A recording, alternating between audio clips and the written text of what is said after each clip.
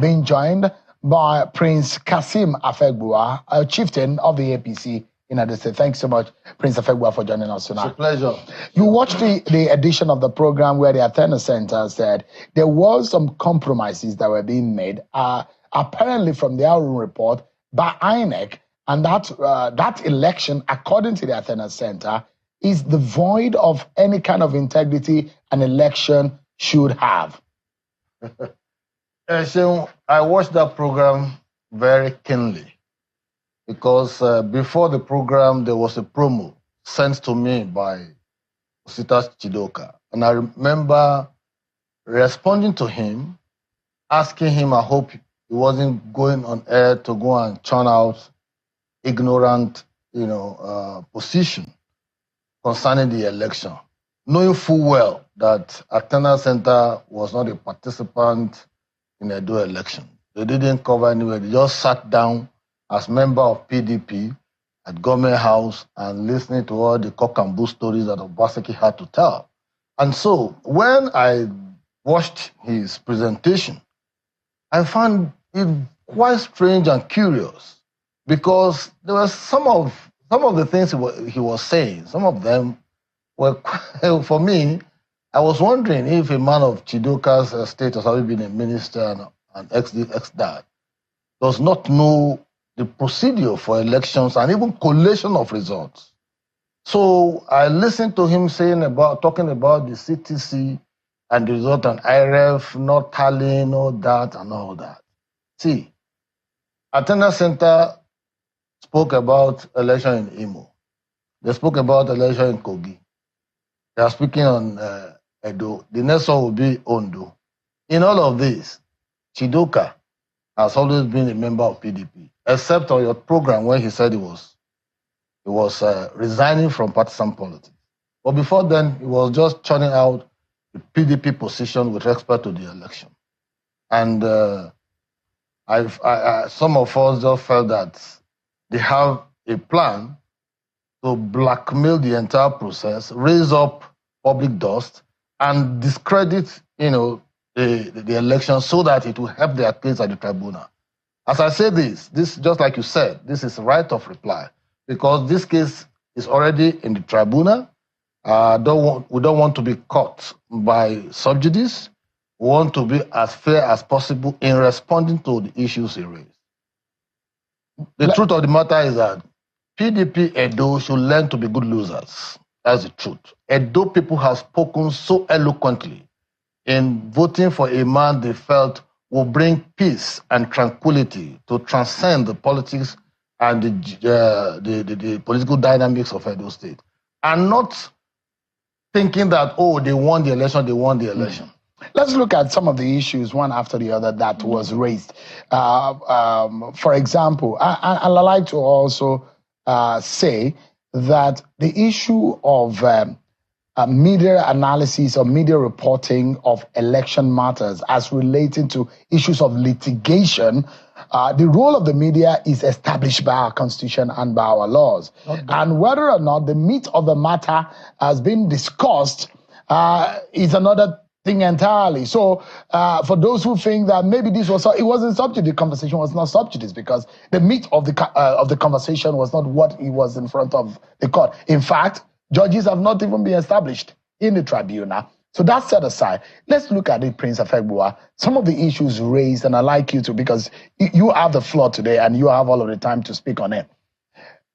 One would imagine that the beavers, the record on the beavers is sacrosanct, is the conscience of our election as of today. Because that technology, that device should house the register of voters, anybody that would vote in that polling unit, the accredited voters, and also the record of voters at that election.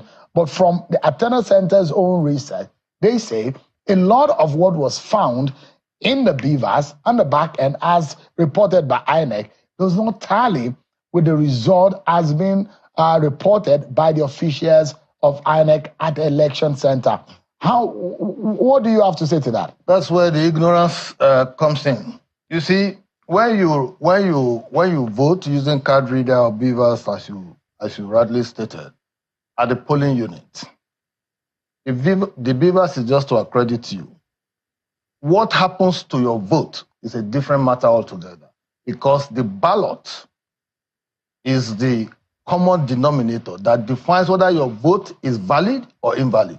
What happens if you have been accredited and your vote, you decide to put your thumb in between two lines and they void that particular vote? How will Beavers detect that?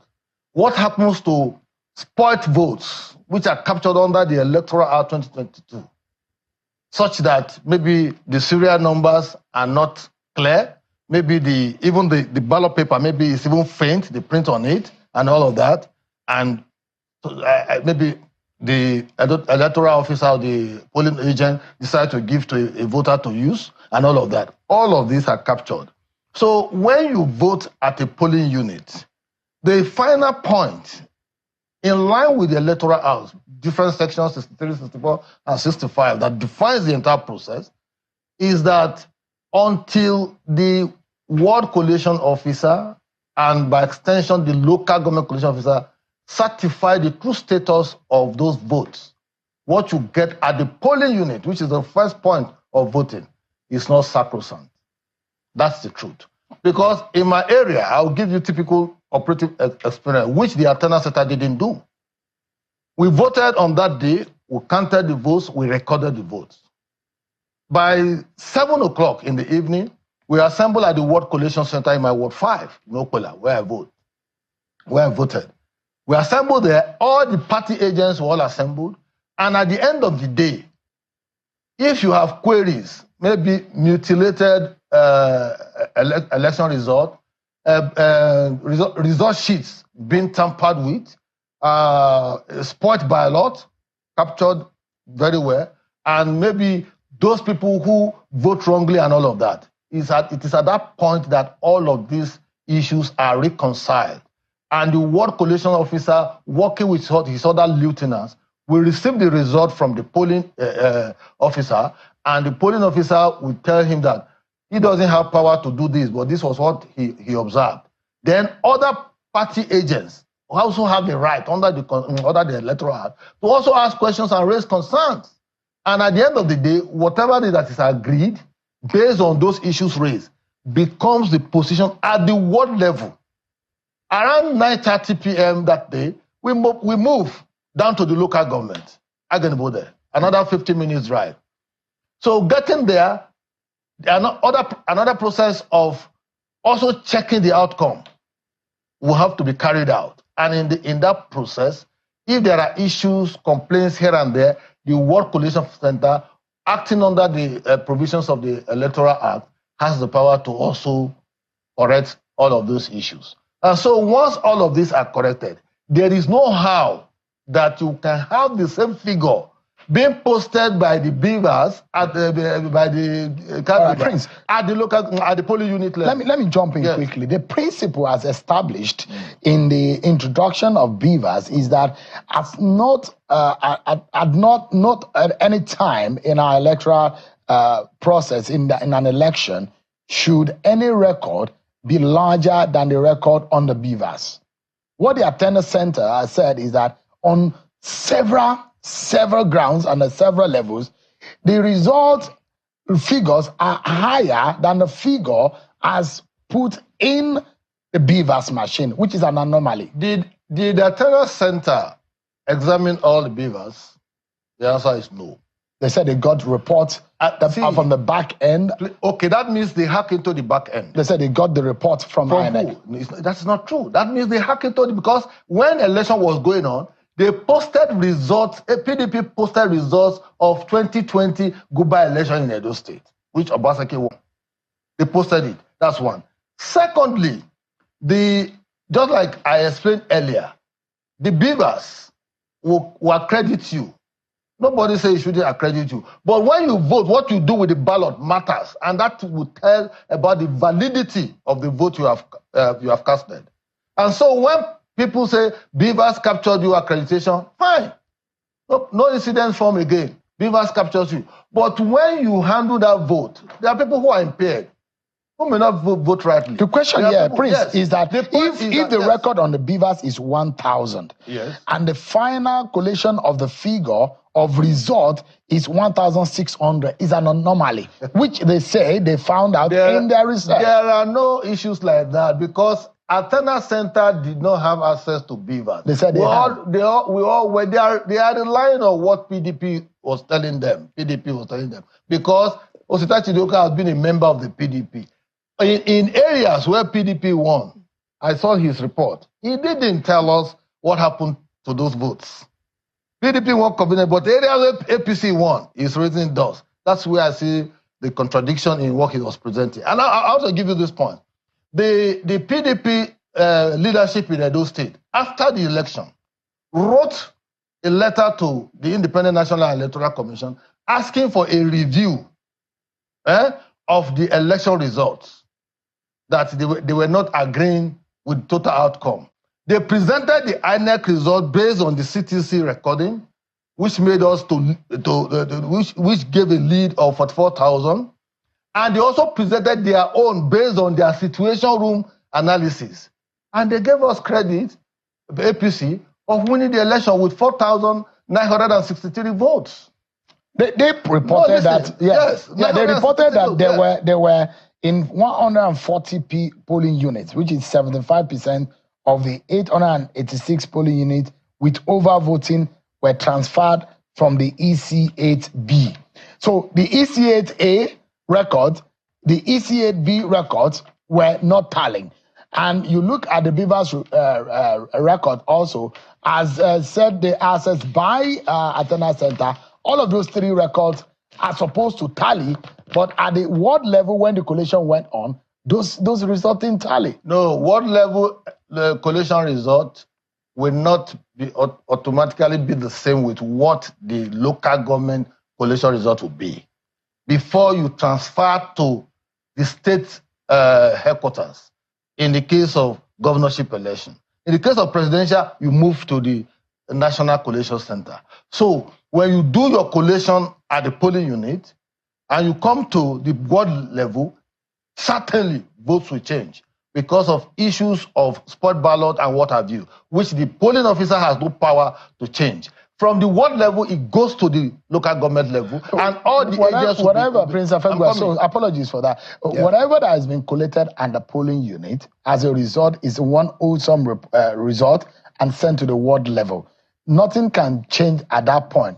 Result, there might be alteration at the ward level of the figures sent from the PU. If you change anything, and that's what Atena Center reported, there were a lot of changes, there were a lot of alteration, there were a lot of mutilation of the results. This is you see, all of this election is happening before the agents of political parties. And you cannot sit down brazenly. Somebody is changing. Where are your agents? We have our agents. They kept our eyes. We too were there as leaders of the party. We were monitoring.